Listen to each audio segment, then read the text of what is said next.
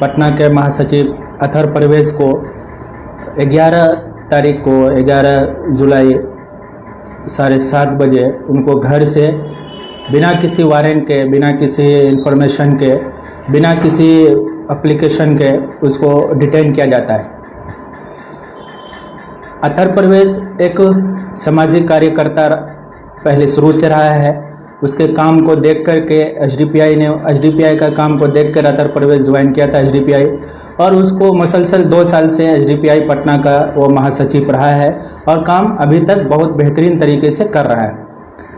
अथर परवेज के ऊपर किसी भी तरीके का कोई भी एलिगेशन समाज के अंदर अभी तक नहीं है। अथर परवेज फुलवारी शरीफ एक मस्जिद का मुतवल्ली भी है और अथर परवेज फुलवारी शरीफ के अंदर में एक बच्चा उनको जानता है, उनके खिदमत की वजह से जाना जाता है। अभी कोरोना काल के अंदर में तकरीबन कई दर्जन लोगों को अंतिम संस्कार किया गया है, जिसमें उन्होंने कभी नहीं देखा कि ये कौन सा समाज से ताल्लुक़ रखता है। बिना किसी भेदभाव के उतना मुश्किल दौर में जब किसी को कोई छूना नहीं चाहता था, ऐसे हालत में भी एसडीपीआई के महासचिव अथर परवेज ने कोरोना काल के अंदर में बहुत खिदमत को अंजाम दिया है। मेरा ये आप लोगों से जो लाइव आने का मकसद ये है कि पुलिस प्रशासन जिस तरीके से काम कर रही है, आज मुझे ये याद दिलाया है कि अंग्रेज़ के शासन में इसी तरीके से लोगों को उठा के जेल के अंदर में बंद कर दिया जाता था और उनको बोल दिया जाता था कि ठीक है अभी नहीं, मैं शाम तक उनको छोड़ दूंगा पूछताछ करने के बाद में, लेकिन ऐसा नहीं होता है। आज भी उसी दौर का याद मुझे दिलाया गया है, क्योंकि अथर परवेज को घर से इसी तरीके से बुला के लेके गया कि आपको 1 दिन के बाद में आपको थाना से वापस भेज दिया जाएगा, और ऐसा नहीं हुआ।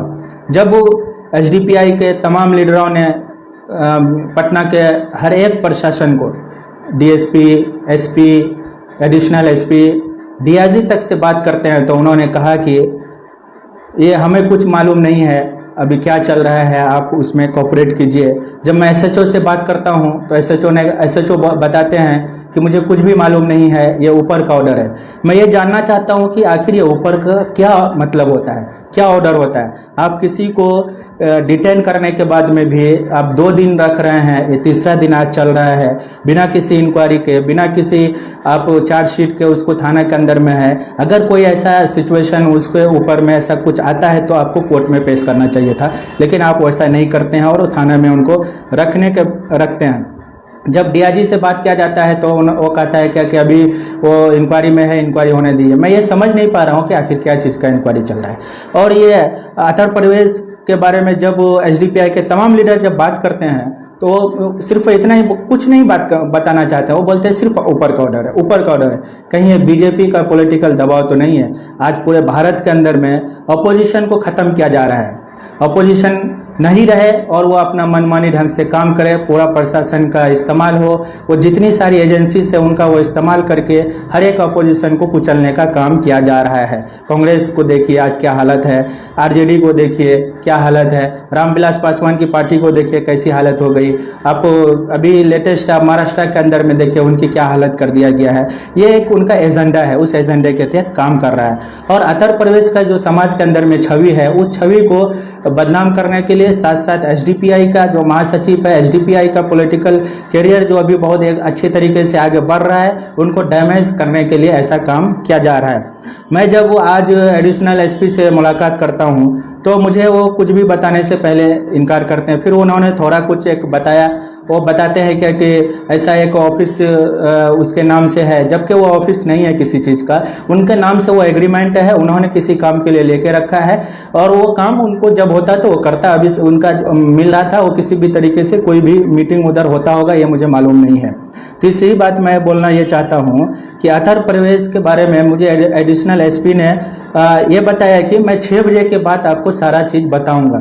मैं ये जानना चाहता हूँ आखिर 3 दिन रख करके आपको क्यों नहीं, जिस वक्त आप डिटेन किया था या उनके घर में आप सर्च ऑपरेशन किया था, उस वक्त आप मीडिया के सामने आकर के क्यों नहीं बात किया? आखिर क्या वजह है आप 3 दिन तक उनके खिलाफ एक साजिश के तहत आप कोई काम करना चाह रहे हैं या उनके ऊपर कोई आप एलिगेशन लगाना चाहते हैं जो आप 3 दिन के अंदर में नहीं मिला, एक फैब्रिकेट इल्जाम लगाना चाहते हैं? ऐसा एक माहौल बनाया जा रहा है। अथर परवेज पार्टी के अंदर में तकरीबन 2 साल से लीडरशिप में, उससे पहले एक मेंबर बन के बहुत दिनों से काम कर रहे हैं। आज तक उसके खिलाफ कोई भी एलिगेशन नहीं है। पार्टी का हर एक्टिविटीज़ में उन्होंने बहुत अच्छे से काम किया है और अभी तक वो काम कर रहे हैं।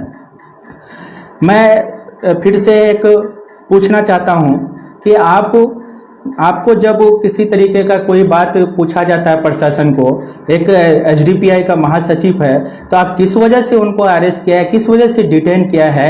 आप बोलते हैं कि मैं कल शाम तक छोड़ दूंगा।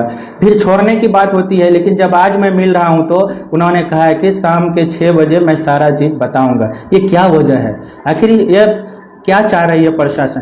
प्रशासन को चाहिए कि वो बिल्कुल साफ सुथरा तरीके से काम करे, समाज के अंदर लॉ एंड ऑर्डर को बरकरार रखे, किसी भी पब्लिक को कोई कष्ट ना हो, लेकिन ऐसा नहीं हो रहा है। आज एक अच्छा जो निस्संदेह समाज के अंदर में काम कर रहा था, ऐसे लोगों को गिरफ्तार करके उनके ऊपर कोई ना कोई एलिगेशन लगाने की एक साजिश चल रही है और उस साजिश के तहत उसको गिरफ्तार करने की कोशिश हुई है, जो अभी तक फुलवारी शरीफ के हाजत में बंद है। फुलवारी शरीफ के जेल के अंदर में जो उधर एक रहने का रखा जाता है, उसके अंदर में वो बंद है और किसी से भी उसको मिलने की भी परमिशन नहीं देते हैं। बस एक जाओ, खाना पहुंचाओ, उसके बाद आ जाओ, ऐसी बात हो रही है। मैं पॉलिटिकल पार्टी, सभी पॉलिटिकल पार्टी और तमाम बिहार के लोगों से मैं गुजारिश करता हूं कि आप ऐसे लोगों के लिए आगे आएँ। आप ऐसे लोगों के लिए आपको बोलना पड़ेगा, नहीं तो आज अतर प्रवेश की बारी है, कल आपकी बारी आ सकती है, क्योंकि भारत के अंदर में ऐसा काम चल रहा है। भारत के अंदर में ये सारे चीज़ों को आप डे बाय डे देख रहे हैं कि क्या क्या हो रहा है। उसी के तहत एसडीपीआई के महासचिव, पटना के महासचिव को डिटेन किया गया है। मैं और लास्ट में एक ही बात कहता हूँ, यहाँ तक कि जब मैं डीआईजी से भी हमारे प्रदेश अध्यक्ष ने बात किया है, एसडीपीआई के प्रदेश अध्यक्ष ने बात किया है, उन्होंने कुछ भी बोलने से इनकार कर दिया। आखिर क्या वजह है, क्यों इस तरीके से चल रहा है, जो कुछ भी बताने के लिए तैयार नहीं है। लास्ट में बिहार के तमाम लोगों से, तमाम समुदाय के लोगों से मेरी गुजारिश है, ऐसे लोगों के लिए आप रोड पे आए, ऐसे लोगों के खिलाफ, ऐसे लोगों के साथ दें, ऐसे लोगों के लिए बात करें। अगर ऐसा नहीं होता है, अगर पुलिस प्रशासन बिना चार्जशीट फाइल किए हुए अतर प्रवेश को नहीं छोड़ता है और इतना एक निसंदेह व्यक्ति जिसके ऊपर किसी तरह का दाग नहीं है, ऐसे व्यक्ति को अगर बिना चार्जशीट फाइल किए हुए नहीं छोड़ता है, एसडीपीआई कल बिहार के अंदर में सभी तमाम डिस्ट्रिक्ट में एक प्रोटेस्ट करेगी और साथ साथ पूरे इंडिया में भी इसका प्रोटेस्ट किया जाएगा। जब तक अतर प्रवेश को इंसाफ नहीं मिलेगा, एसडीपीआई उसके लिए मैदान पे रहेगी और लड़ते रहेगी। मैं तमाम लोगों से गुजारिश करता हूं कि आप तमाम लोग भी एसडीपीआई के प्रोटेस्ट में साथ दें, एसडीपीआई के लिए आगे आए और अतर प्रवेश को इंसाफ दिलाने की कोशिश करें।